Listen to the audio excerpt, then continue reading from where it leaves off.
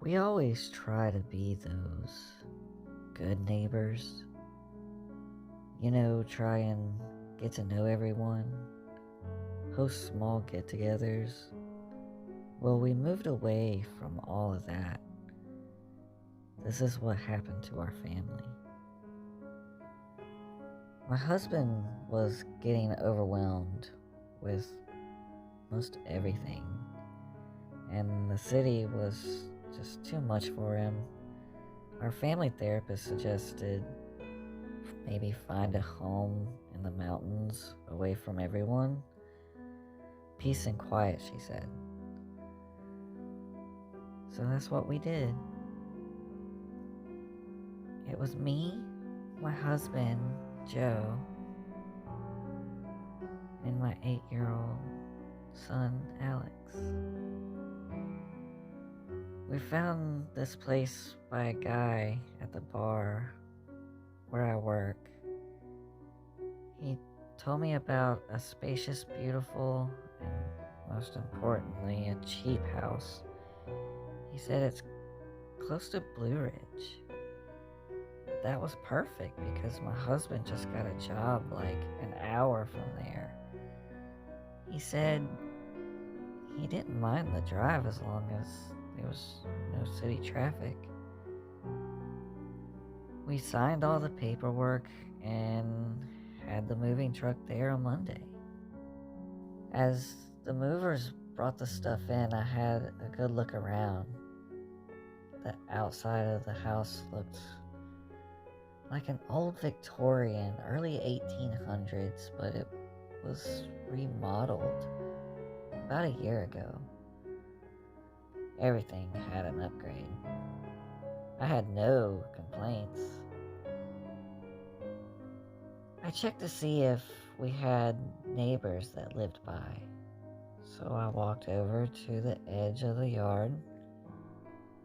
I could see a house in the distance, maybe a mile away. We were on top of a mountain looking down into a valley.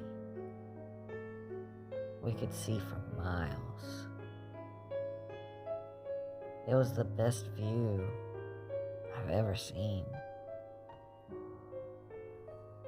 My son played with his trucks in the driveway while all the grown-ups worked. I told him not to bother the gentleman bringing in our stuff. He said okay and kept playing. I went inside and started on the kitchen. Opened a few boxes, put some plates and glasses in the cupboard. One of the men came into the kitchen and asked where I want my couch. I put down the glass and walked into the living room. I glanced out the window on the way to see if he was okay, but Alex wasn't there playing with his trucks. I showed the nice man where I wanted my couch and I headed out straight away. Alex? Where are you? Alex? Alex? I walked over where his toys were. I looked around and I saw him close to the mailbox, talking to another young boy. I want him to have friends, so I left him alone. We pulled him away from his friends from school and moved him here, so I kind of felt bad. I just went back to unpacking.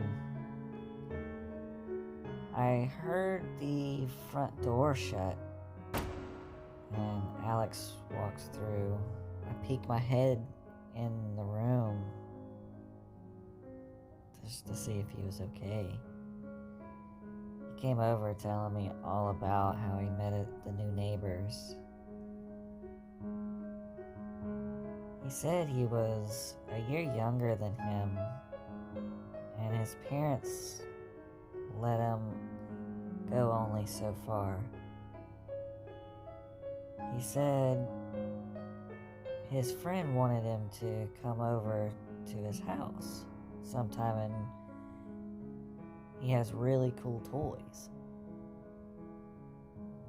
Well, I told him that tonight's not a good time, but when I meet his parents, that maybe we can think about it. After the movers left, we still had lots to unpack. I was already exhausted, and Joe would be home in 2 hours. So I started cooking, and while I waited for stuff to marinate, I watched some TV until I fell asleep. I woke up panicked, but everything was fine. My son had just walked by, and I was only sleeping for like 30 minutes. I went back to cooking, and my son asked if his friend could stay for dinner. Surprised and not really ready, I instinctively said, "Of course." He ran away to, I guess, tell his friend. I finished dinner and had everything on the table. I was so proud I didn't burn anything. My husband walked in first as I'm putting out the silverware. I asked him how his day was. We kiss, and then I tell him about Alex's new friend and warn him that he's coming over for dinner. He did seem excited. Alex had made a new friend, so I guess that was off my chest. We normally eat at the same time every night, so Alex walked up right on time with his small friend right behind him. I say hello and introduce myself and my husband. The kid seemed very dirty, and his clothes looked old and worn down.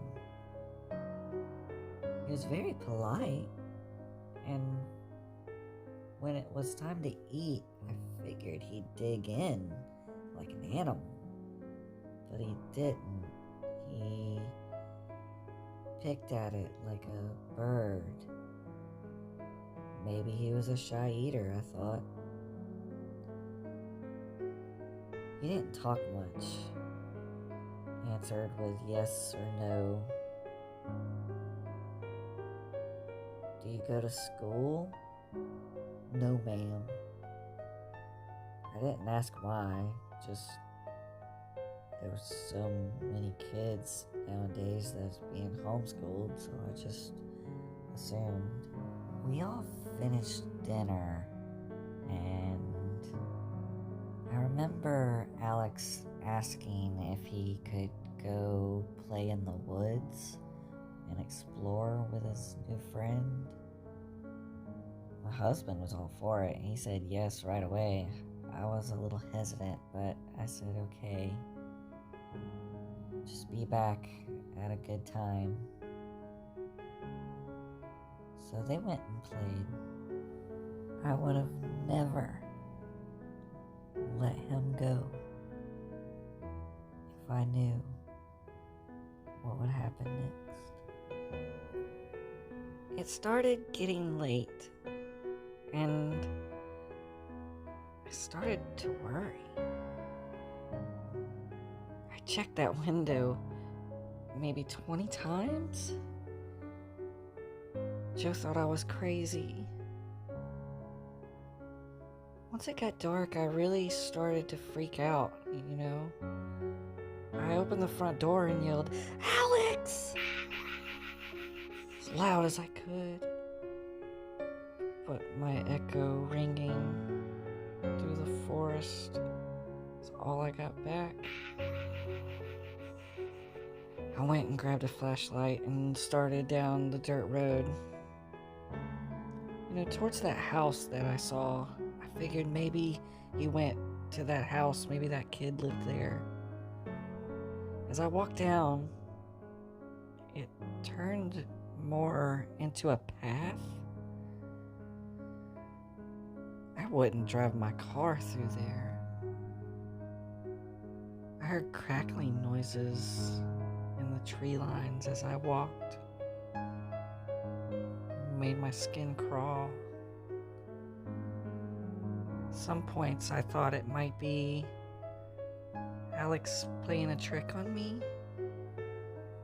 but I know my baby wouldn't do that. As I approached the house, I could smell something. Something was cooking. Almost smelled like roast. There was a light on in one window,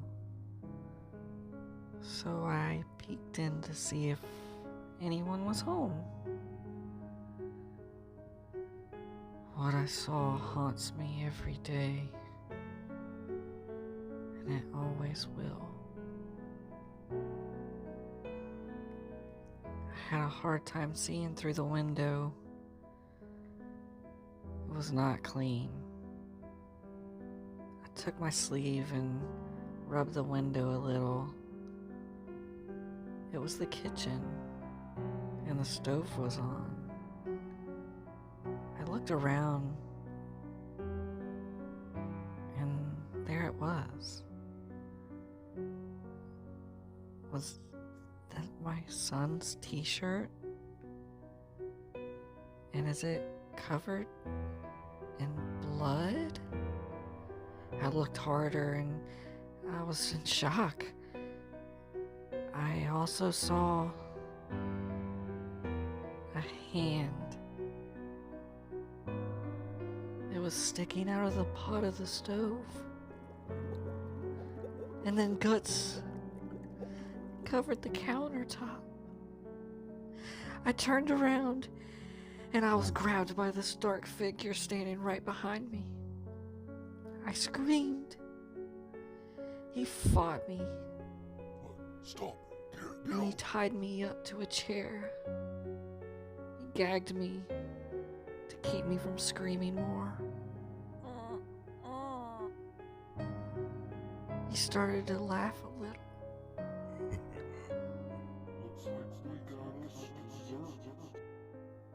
I was terrified.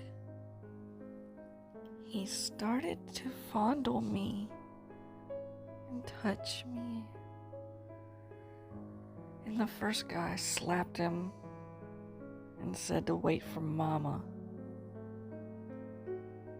All I knew was my son was dead and I was gonna die. But not only that, they're gonna eat him.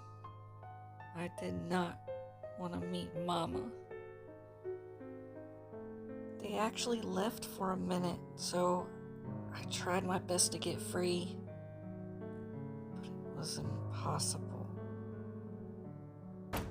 They came back and I stopped moving.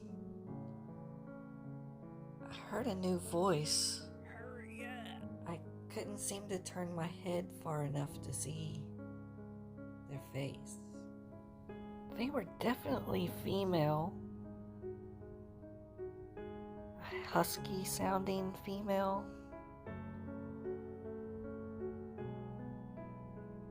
She was telling the guys to prepare the girl. I'm guessing that was me. They started filling up a metal tub. I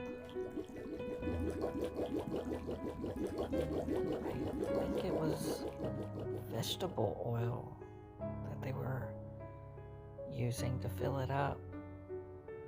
Bottle after bottle. It seemed to never end. While one was pouring, the other was messing around under the tub. I didn't know what was happening until the flames lit. Oh my God. they're gonna fry me alive. I struggled and managed to get the cloth gag out of my mouth, screaming for help. The guy pouring comes over, starts pouring it on my head, laughing. About an hour goes by, and I'm hyperventilating, and my heart's beating out of my chest.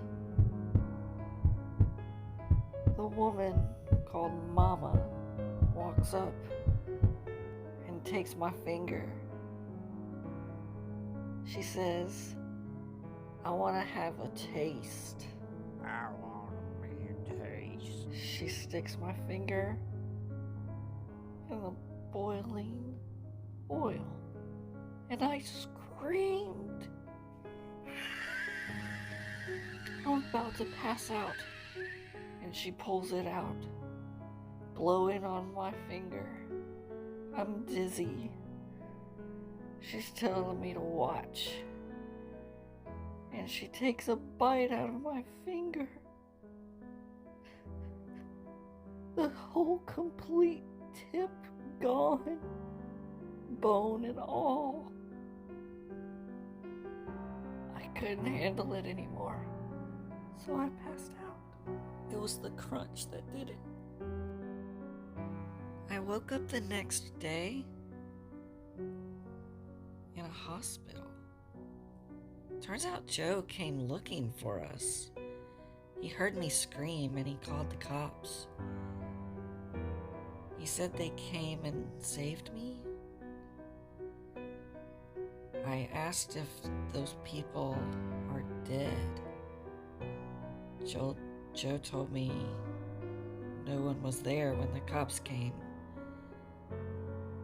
He said I was laying on the floor with my finger and hand burnt. And Alex? All he could do was pause and bow his head.